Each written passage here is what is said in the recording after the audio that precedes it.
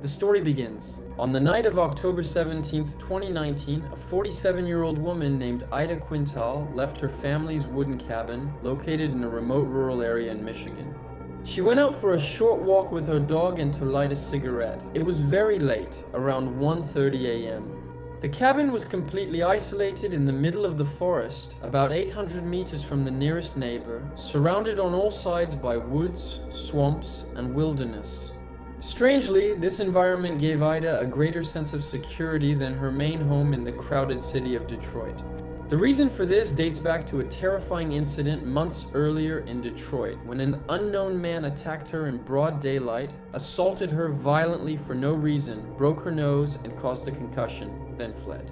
It was not a robbery, there was no prior acquaintance or conflict between them, and he was never caught. This incident left a profound psychological and physical impact on Aida, deteriorating her health, causing her to lose her job as an engineer, and leaving her unemployed and depressed. During that period, her uncle offered her to stay in the family's two-story cabin to prepare for winter in exchange for payment.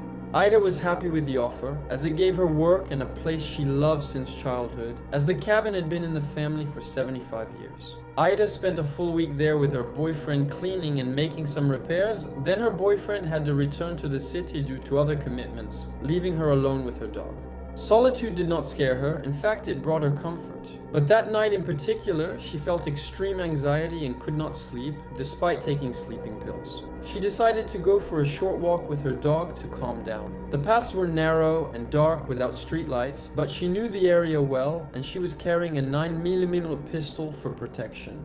While standing near a tree, she noticed her dog suddenly stop and start growling toward the darkness. She shone the flashlight, revealing shining eyes. It was a mountain lion. She tried to remain calm, but the lion suddenly disappeared into the forest. She hurried back to the cabin, locked the door tightly, and sent a message to her boyfriend telling him what happened. After a short while, she heard sounds near the living room window resembling breaking branches. She tried to convince herself it was an illusion or an animal, but after about 20 minutes, she saw a clear silhouette of a person behind the window. She grabbed her pistol, hid behind the couch, and shouted a warning that she was armed. Later, she heard footsteps on the front stairs. She almost called the police, but hesitated, fearing it might be illusions from her past trauma.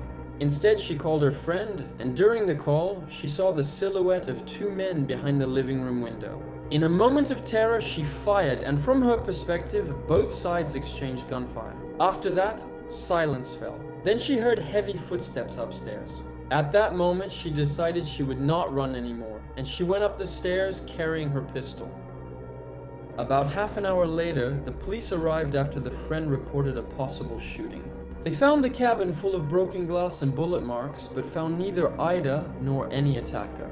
Later, her shoes and phone were found on the cabin roof, and her pistol on the ground. A wide search campaign began with no results. No injured person was found in hospitals, and her boyfriend's involvement was ruled out. The case remained mysterious until December 21st, 2019, when the family decided to drain a nearby pond.